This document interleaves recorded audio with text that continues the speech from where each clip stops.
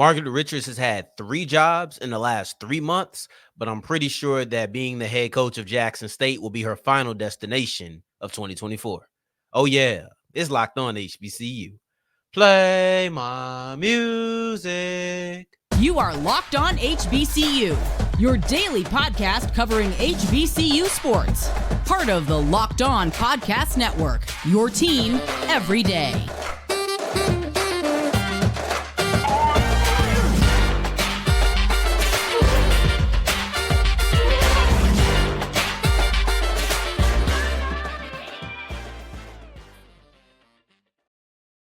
What's going on, family? Welcome back to another episode of the Locked On HBCU podcast, your number one daily one-stop shop for everything HBCU athletics, Monday through Friday, part of the Locked On Podcast Network, your team every day. And I, of course, am Darian Gray, a.k.a. the Mouth of the South, Texas Southern alum and former TSU Herald Sports editor and current contributing writer at USA Today's Saints Wire. Thank you for going on this journey with me, making Locked On HBCU your first listen of the day every day. And remember, just because the mic cuts off does not mean that the journey is over. Just means it's time to follow me on Twitter at South Exclusives. Starts with an S and ends with an S. Today's episode is brought to you by Monopoly Go, and I admit it, I have a competitive side, and it's a big fan of Monopoly Go, the mobile hit twist on the classic Monopoly. So join your friends and download Monopoly Go now free on the App Store or Google Play. We'll wrap up today's episode with a question. And I know I said we were done with the draft, but then the CFL draft happened, and it made me think of something. Should players go to the NFL or explore their other options? I want to kind of expand on that on the end of today's episode. But prior to, we have a two-pack all about Margaret Richards, the former Alabama A&M head coach and the now Jackson State head coach. Two storylines that come from her new job. And then also just breaking down why, I don't know any other way to say it, Margaret Richards being at Jackson State is a very weird thing to see. It's a very odd, I believe, culmination to a strange offseason for Margaret Richards. Jackson State has pulled in Richards to replace Tomekia Reed, and we will see how that job goes. How, those are big shoes. I'll speak about that at the end, but these are big shoes. I hope that this is in. I hope this is the end, because when you look at where Margaret Richards has been in 2024, it's all over the place. When you look at what jobs that she has possessed in 2024, mind you, we haven't even got to June. We're not even halfway through. We're in the beginning of May, right? We haven't even got through a week of May. So basically, we're about a third through the year. She's had 3 jobs, and she's not getting fired. Like, she's choosing to leave. She's just been everywhere, and it's very strange to me. It's very strange to me because she stepped down. I want to give you the timeline. Margaret Richards stepped down from Alabama A&M March 19th, and it was a true step down from everything I hear. She chose to step down as the Alabama A&M women's basketball head coach. April 10th, she joins the Mercer staff as an assistant. And now in the first day of May, she signs on to be the Jackson State head coach. I was sitting in the airport because I told you on yesterday's episode, this was a pre-record. I'll be in the airport. I was sitting in the airport listening to Euphoria like a real one should, right? Checking my phone, scrolling, waiting for my flight to load and whatnot. And all I see, Margaret Richards, the head coach of Jackson State. Y'all ever seen that big boy clip from ATL? I know that ain't who I think it is. Like, that's how I felt. I had to go Google her to make sure. I'm like, no, this got to be, maybe I'm confusing the names right now. Because this happened. Margaret Richards, I look it up. Alabama, I put Alabama A&M after, and it pops up. I'm like, she's going to be the head coach of Jackson State. And when I express my confusion, please don't let it be confused. Don't allow my confusion to confuse you and think that I don't think that she is a quality head coach or that she can't do a good job. That's not what I'm saying. I'm simply saying the trajectory that she's on is not making much sense to me. Because from everything I heard, it seemed like she would eventually get back to coaching. But the key word there is eventually. Eventual as in a little bit, not immediate, right? It wasn't she would immediately get down. Like, she didn't have another job set up to our knowledge at that time. And I made sense of it when she went to Mercer. I excused her. I wouldn't even say I made sense of it. I excused Margaret Richards for going to Mercer because, hey, you're working with somebody you've worked with in the past. They probably have a good relationship. You're not going to be a head coach. Instead, you're going to be an assistant. So you'll have a lighter workload. Maybe those were enough where you didn't have to completely remove yourself from a year at least from the game. And that's what it sounded like. I can't explain this. I can't excuse this. I can't wrap my head around it. And when I say excuse, it's not like me wagging the finger. I'm not saying that Margaret Richards did something wrong because she didn't even tell me this information. For all I know, the information I got could have been an assumption. Maybe she didn't tell anybody she was taking a year off. It just made sense to them that she would. I don't know. I'm just saying that these are the things that I was hearing from Huntsville, from in that area, from people around Alabama A&M. I was hearing that she was going to more than likely take a little bit time off, but no one thought she'd be done for good. I would love to go back and ask anybody in Huntsville if they thought that she would be back in less than 2 months. April, mind you, we're talking about, March 19th, she stepped down. April 10th, she had a new job. Okay, whatever. That was already kind of weird. It kind of scrunched my face. This one leaves me scratching my head. No, there I go. Now I'm lying. This does not leave me scratching my head. I know exactly what it leaves me thinking. She just wanted to be out of Alabama A&M. That's it. Margaret Richards did not want to be in Alabama A&M anymore. The fact that she returned to the SWAC to be a head coach less than 2 months after she left, she did not want to be in Alabama A&M any longer. I could have said that in the middle of April when she went to Mercer, but I let it go. I left it to be what it's going to be because it didn't really matter. Hey, matter of fact, I think I even did a segment. I wish you the best. I wish you the best. But when she made this move to Jackson State, I knew I had to come on here and speak about it. I enjoyed my little daycation. I did. But once I got on the airplane, I'm typing everything I can to try to prep out today's show. Timberland once said, "It's been a long time. I shouldn't have left you without a dope beat to step to." I learned from his mistakes, and I knew I couldn't allow you to sit there patiently and wait for my thoughts on this over a Friday, over a weekend, just to come back on Monday. I wanted to give this to you immediately, not eventually. Remember, words are important and semantics means something. But this is just strange to me. This is strange to me. I don't know what she's gonna do. I do know what she's gonna do. Excuse me. How should I say this? I don't know why she did the thing she did. I don't know why she wanted to leave Alabama A&M, but it tells me she didn't need any time off. She just wanted to go. For whatever reason it is, that's cool. She just wanted to go. So now she steps into arguably top 3. I want to say, man, I don't know how many people have left or would leave bigger shoes to fill than Tomekia Reed. I'm thinking Coach Moten out there at Central. He's a legend in the city with the school. Like those shoes may be larger than Tomekia Reed. It's tough for me to think of anybody else right now in the basketball landscape who would leave bigger shoes, but I can say for sure Tomekia Reed just left the biggest shoes to fill in SWAC women's basketball. She did. And now you have Margaret Richards who is stepping in there. I wonder what they saw in her to make this hiring, because when you face a coach multiple times in a season for multiple seasons, you see things that you like. You see things that you don't like. I would assume they saw more things that they liked because they went on and they hired her. That's the way that I'm thinking. That it just makes sense to me logically. And I'll tell you what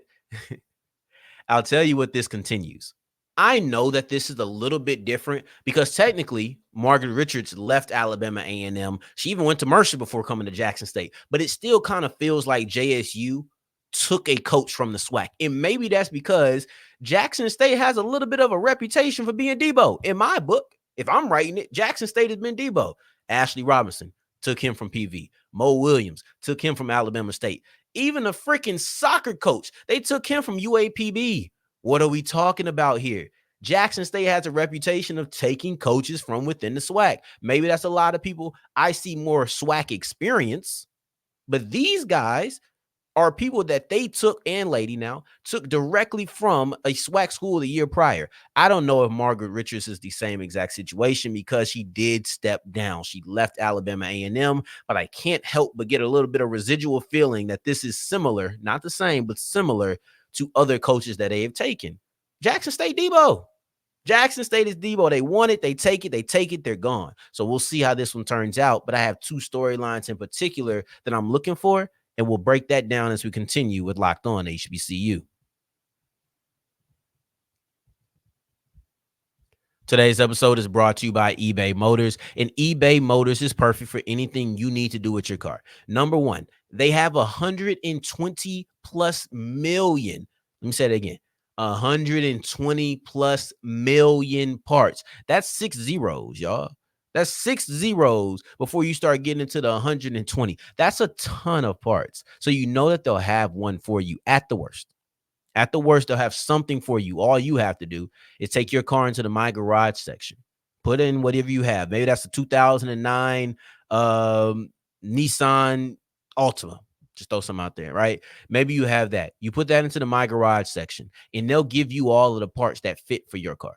So now you know, okay, this alternator, this brake light, or something as simple as that. But maybe you don't want to fix up your car. You just want to tune it up and look nicer. Maybe you want to get some LED lights. I still want to get one of them joints where when I open up the door, it flashes on the ground. That's cool to me. Maybe you want to get all of those things. You can find that on ebaymotors.com as well. So go to ebaymotors.com. That is ebaymotors.com. So you can get your ride or die into perfect condition. Go to ebaymotors.com. Let's ride.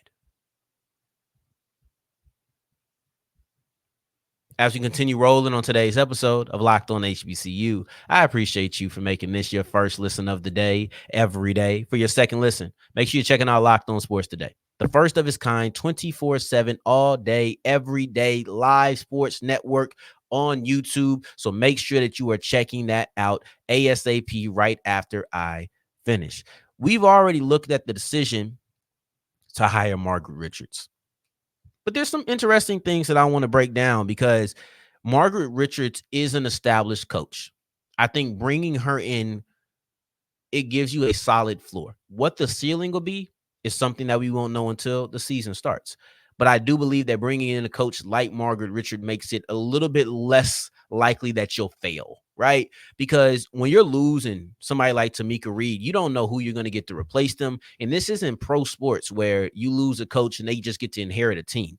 No, A, the transfer portal exists. B, it's a completely different team because of people graduating. There's so many moving parts in college that it's not like that in the pros. But we are going to make a few professional to collegiate comparisons in the midst of this. So I do think that adding Margaret Richards gives you a solid floor where you should be a solid team. I expect you to make the SWAC tournament. If they don't make the SWAC tournament, I'd be a little bit surprised. Even with all of the moving parts, I just feel like I'm not going to say commands a certain feeling because I don't know if she does, but she's experienced enough in this conference to where I think that she'll be able to get somebody. But there goes kind of the question, the storyline first and the question. On, what was that, Tuesday's episode? No, it was probably, Tuesday's episode. Tuesday's episode is where I think I looked at the fallout of this. And I posted this snippet on Twitter. And I want to kind of revisit the snippet that I posted because I think that it's applicable. And I think it's probably one of the bigger storylines that I'll be watching in 2024 when it comes to Jackson State. Who's going to take the crown? In my mind, the crown always rested on the head of Jackson State. Even though they didn't win every year, I felt like they were the best team in the SWAC for the last 4 or 5 years, each year. When Tomekia Reed was around, it was quiet for a lot of people. There weren't a lot of teams that were able to knock off Jackson State. Now that Reed is gone, I can bet you there's teams who are looking to take out a half decade of frustration on Jackson State. I couldn't get you then, but I can get you now. The crown is no longer in their possession. They are now one of the teams who is chasing after the crown again. But I think that Drake had a line that is very applicable here, and he had at the end of them on one. He said, I feel like the throne is for the taking. Watch me take it. And I think that should be the mindset of everybody in SWAC women's basketball now, because Tomekia Reed is gone. Whether or not there's blood in the water, you should feel like Jackson State is a tad bit vulnerable until they prove that they aren't. So who's going to step up? So now the question becomes, does that change anything? For me, it doesn't change a thing. For me, adding Margaret Richards is a good hire, but I can't look at you in the same way that I did. And that's the point of my tweet. My point of my tweet is there's a difference between being the defending champion and having the crown reside at your place. Because every year somebody's going to win. 2 years ago, Southern won, right? Southern won And the Crown did not reside in Baton Rouge. It still was in Jackson, Mississippi. They loaned it out for a year and you had it for a moment. But once the season started, everybody knew you had to go through Jackson State. Do you still feel that way? I don't necessarily. I don't necessarily feel like you have to go through Jackson State. They have to prove that now. A change in leadership, a change in players. It's just too much difference. A defending champion is a defending champion because, yes, you won that last year. But when you have the Crown residing at your place, that means everybody knows we have to go knock on your door to get it. In the AFC, everybody knows you better go knock on the door of Arrowhead if you want the AFC crown. Everybody understands that you have to. Somebody has to go through Patrick Mahomes and the Kansas City Chiefs. And as of right now, it doesn't seem like many people in the AFC can do it. You've seen Joe Burrow and the Cincinnati Bengals do it one time. You've seen Tom Brady with the New England Patriots do it one time. Other than that, there has been no success as far as going to Arrowhead and stopping them from representing the AFC. Everybody knows this. Everybody knows this. They are the team to beat. Jackson State was that for multiple years. I can't say that. And you have to say it with confidence. So it's not even I can't say it with confidence. If I can't say it with confidence, I'm not saying it at all. And I can't say it with it. So I'm not going to say it at all.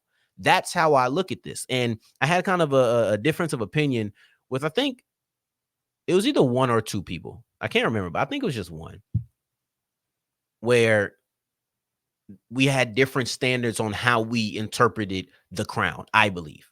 That's what I believe. I believe it was a difference in how we interpreted where the crown resides. To me, that means you are the team to beat. I can't say that Jackson State is the team to beat. They have to prove it. They have to prove it. And if you have to prove something, the crown is not just waiting in your backyard. The crown is at the SWAC offices. And maybe you'll go get it. But until you do, I don't know. I can't have the confidence. There's too many moving parts out there at Jackson State. So for me, it doesn't change anything. I would love to know if it changed anything for you. Now, the second thing I want to look at is the immediate future is kind of interesting. Can Richards pull in any of her former Alabama A&M players? I don't think so. I really don't. Had this happened maybe a week, 2 weeks ago, yeah, possibly. But overall, Amaya Simmons is committed to San Jose State, I believe it is. Kayla Turner is committed to Temple. They haven't signed I don't think they've signed their letter of intent. I'm not in Temple business. I'm not in San Jose business, but I do not believe that those young ladies have signed their letter of intent. If anything with Quay Davis and his meetings and traveling to Grambling have shown you, it doesn't matter if you commit as long as you haven't signed that letter of intent. We all know the ink is the only thing that matters. That's the only thing that is forever. Can you convince them to come over? I don't know, maybe. But then you look at some of the players who didn't leave Alabama A&M, like you look at an Alicia Wilson. Alicia Wilson said, I'm going back to Alabama A&M a day before this decision.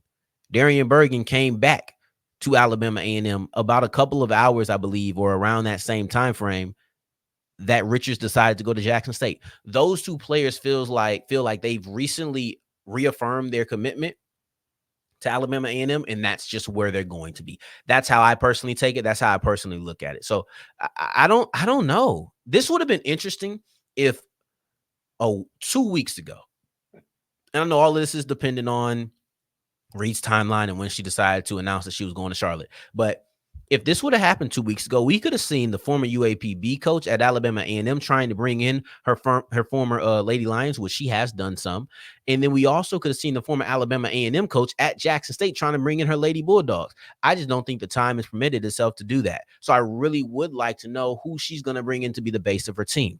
This is not football. It does not take 22 men on the field. There's 5 women on the court at one time. And if you have a superstar, trust me, it makes so much of a difference. That's one of the reasons I think basketball can really turn the tide, because it just takes one. All you have to do is bring in one player and he can change, or she can change, the course of your program. So we'll see what she's able to do at Jackson State. Maybe the school holds a little bit of cachet as far as recruitment goes, because you've established yourself as being able to create successful players and successful teams.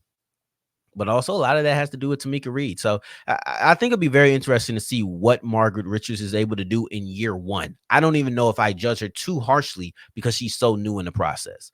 But let's speak about the process, and that is going from the NFL or going from college to the NFL, or maybe the college ranks to a CFL, an XFL, or UFL. I want to explore the NFL versus your other options as we continue with Locked On HBCU. Today's episode is brought to you by Monopoly Go. And Monopoly Go is my favorite game to scratch my competitive itch. I can't beat my brother to save my life in regular Monopoly. When I got to roll the dice, I'm always landing on his properties. I don't know what it is, but I can tell you what, between you and I'm not telling him about Monopoly Go. I don't have time to lose it to him again. But between you and I guarantee you that you will enjoy it. Right. And if you're not scared to duck a challenge, like apparently I am, you'll enjoy it way more. You can go ahead and partner with your friends. You can go ahead and compete against your friends. All of these things are available. So competitive, kumbaya, collaboration, whatever it is that you want, you can find on Monopoly Go. It is the mobile twist to the hit classic Monopoly. So go ahead, join your friends, compete against your friends, make them pay money on your property, or go ahead and take somebody else's money together. Yes, you can do that. Either way, go to Monopoly Go, or download Monopoly Go from your App Store or Google Play. As we're wrapping up today's episode of Locked On HBCU, I appreciate you for making this your first listen of the day every day, making it all the way to segment 3. And I thank you 2 times for that. And I had something that just really kind of piqued my interest. And I didn't originally plan on speaking any more about the NFL draft, the prospects. I was going to probably wait a little bit. But then I seen some of the Canadian Football League results, and they had 3 HBCU players who were drafted there. A couple of them Canadian natives. Canada natives? Yeah, Canada natives or Canadians. Native Canadians? I don't know. I'll let you decide that, Crody. So anyway, you had Delaware State running back Michael Chris Ike.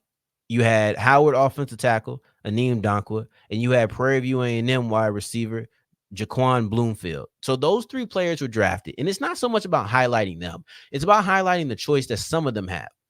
With Dankwa, he has a UDFA contract. I think that's probably going to make his decision very easy. He's going to go to the NFL. Delaware State running back Chris Ike, he has an invite, and I think that makes it a little bit more difficult. The reason I want to explore this is because I'm trying to put myself in those shoes, and I'm putting myself in those shoes from a guy who tapped out in high school. It's Frank, you know what I'm saying? I used to want to be in the NFL. It's funny saying it as a grown man who's nowhere near it, but I used to want to be in the NFL. I was a kid. I had dreams, and now I sit here and I talk about sports. Saints Wire, talk about the NFL. I can only imagine sitting here my whole life. There is no alternative to the NFL. There's not even really a version of overseas that is praised. I do not believe the CFL is praised like that.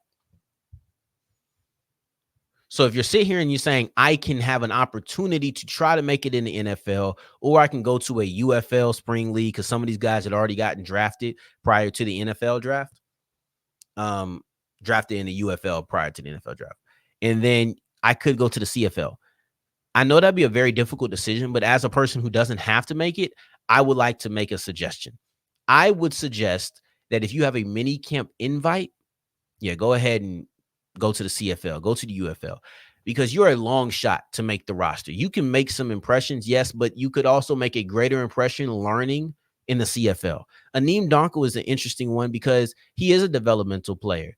And one could argue that the best way to develop is to get reps, but that's also going to put some bad film up, because as you develop, you're going to make mistakes. That's just normal. I would suggest him to stay in the NFL because I do believe that he's going to. I should look at the UDFA contracts. I think I might do that next week. So I'm not quite done.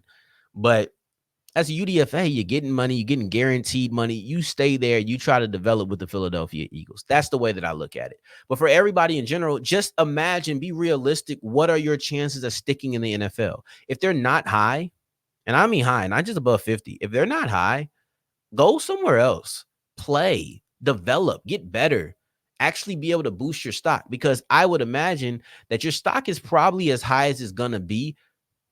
It's higher than it's going to be next year if you don't play in the NFL. And most of them aren't. Like, if you got a mini camp invite, you're not going to play in the NFL this year, more likely than not. A UDFA, you have a better route, but it's still a very difficult path. So that would be my suggestion to you. Be very real about where you are and who you can be in the NFL, and then make that decision. A lot of us, it would be better if we just go to the CFL to be able to put real film on the tape, right? Because if you don't have real film, after a while, we don't care what you did at Texas Southern. Like, we don't care about that. We want to see what you've done in the last year, in the last 2 years, because if you're just out there training, that's good. I can tell in your physique that you've been training, but I want to see how good you are at football now. Did you lose a little bit of instincts, right? Like, those are the things that I want to know, and you can only see that through film. So unless you're going to be developing like a Donko, if you think you can make a practice squad, there we go. If you think you can make a practice squad, go to the NFL. If you think you'll be given the chance to make a practice squad, we all have belief in ourselves. If you think that you'll be given the chance to make the practice squad, go to the NFL. If you don't, or if you're unsure, it's like I said when I was talking about Richards. If I can't say it with confidence, I wouldn't say it at all. If you can't say with confidence you think you can do this, go somewhere else. That's my legitimate opinion on it. So, but you never go anywhere else. You right here, the listener, the viewer, don't ever go anywhere else. Be right back here Monday, 5 a.m. Central Time, locked on HBCU. So on next week, we'll probably look at Terrell Allen's decision to enter the transfer portal from Tennessee State. We'll probably look at UDFA contracts. We'll be going. So I appreciate you for making this your first listen of the day every day. Until next time that we hear each other, family, take care. Stay blessed. Peace.